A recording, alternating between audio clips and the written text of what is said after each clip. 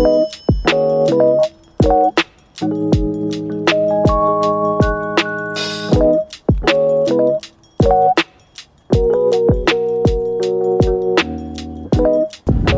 don't have to feel a certain way to act a certain way.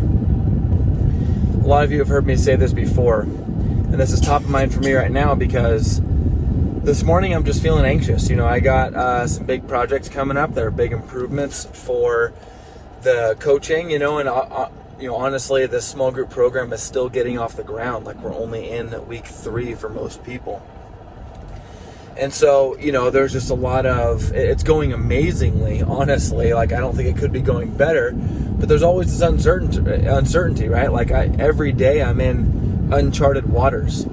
And so, especially with these big projects, I'm just feeling anxious because it's coaching in ways I've never done before, but I know that the payoff for everybody doing it's going to be big. And the reason I'm sharing this with you is I have made the mistake, like I'm sure a lot of you have, of letting how I feel dictate my actions. I feel tired or stressed, I tune out. I feel stressed, I eat food when I'm not even hungry. I feel anxious, I lash out, or I don't take action, I procrastinate.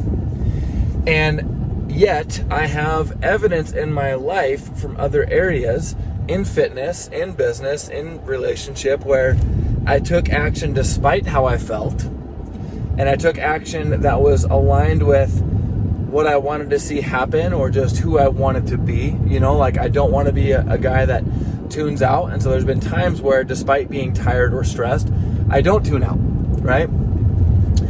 And I'm sure that if you looked back on your life, that you also have evidence of times that you have acted in a way that you wanted to act despite feeling the exact opposite.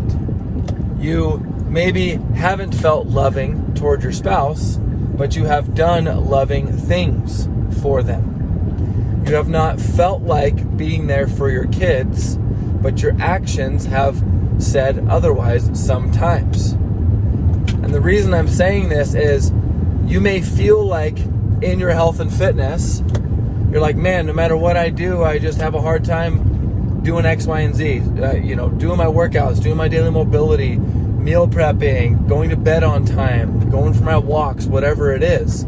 And you may think that you lack some personality trait when really it's a skill.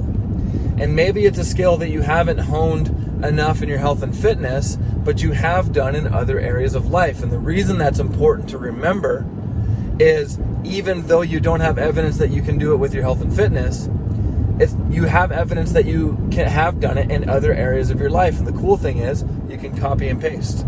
You can take that skill that you honed in parenthood, in marriage, in business, whatever, and paste it to your health and fitness.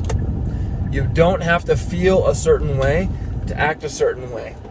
And imagine what learning that skill, because again, it's a skill, meaning that anyone can learn it, not a personality trait. Imagine what learning this skill can do for your ability to be better for your spouse, for your kids, to take your health and fitness to places that maybe it's never been before, because maybe, like a lot of us, you do a great job for a while everything's easy, and then you hit a busy season at work. Then your kids' sports season starts, or you get injured or sick or whatever, or you just lose motivation. Maybe your results don't come on the timeline that you thought.